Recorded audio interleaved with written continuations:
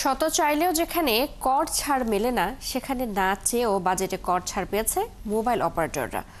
ঘোষিত বাজেটে তাদের টার্নওভার কর কমানো হয়েছে 0.5%।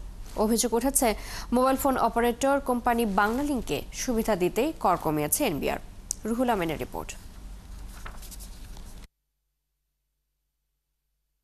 গত 19 মার্চ জাতীয় রাজস্ব বোর্ড এনবিআরে প্রাক বাজেট আলোচনায় অংশ নেয় মোবাইল অপারেটরদের সংগঠন এমটব। কর্পোরেট কর কমিয়ে আনা, ন্যূনতম কর সমন্বয় করা সহ বৈঠকে 23 দফা প্রস্তাব তুলে ধরে সংগঠনটি। তবে টার্নওভার কর কমানোর কোনো প্রস্তাব ছিল না।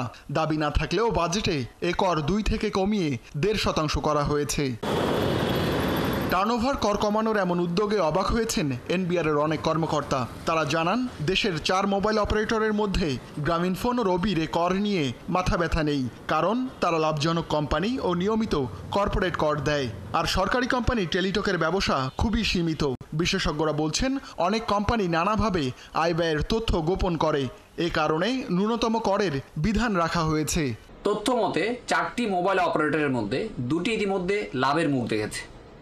এই 0.5% ন্যূনতম কর হার হ্রাসের কারণে তাদের জন্য সরকারের রাজস্বের কোনো ক্ষতি আমি দেখছি না, বরঞ্চ যে 2টি কোম্পানি এখনও লাভের মুখ দেখেনি তাদের কাছ থেকে সরকার হয়তো 0.5% রাজস্ব কম পেতে পারে।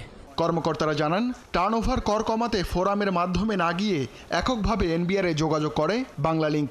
এসব বিষয়ে বক্তব্য জানতে যোগাযোগ করা হয় কোম্পানিটির সঙ্গে। নিজেরা বক্তব্য না দিলেও এমটবের মাধ্যমে জবাব দেয় বাংলালিংক।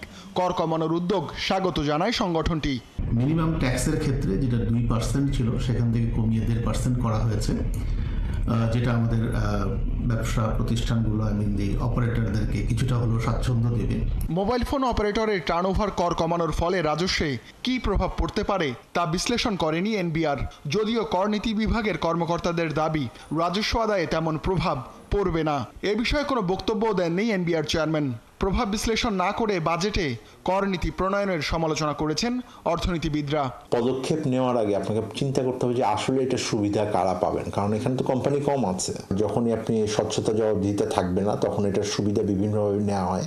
এবং আমরা গত সরকারের সময় দেখেছি যে এই ধরনের বাজেটের বিভিন্ন কর পদক্ষেপকে ব্যক্তি স্বার্থের জন্য, গোষ্ঠী স্বার্থের জন্য ব্যবহার করা হয়েছে। এনবিআর কর্মকর্তারা জানান, টার্নওভার কর কমানোর দাবি কয়েক বছর আগে জোরে সোরে উঠেছিল, কিন্তু রাজস্ব ক্ষতির আশঙ্কায় সে প্রস্তাব আমলে নেয়নি এনবিআর। এতে একটি অপারেটর পুঁজিবাজারে যেতে বাধ্য হয়।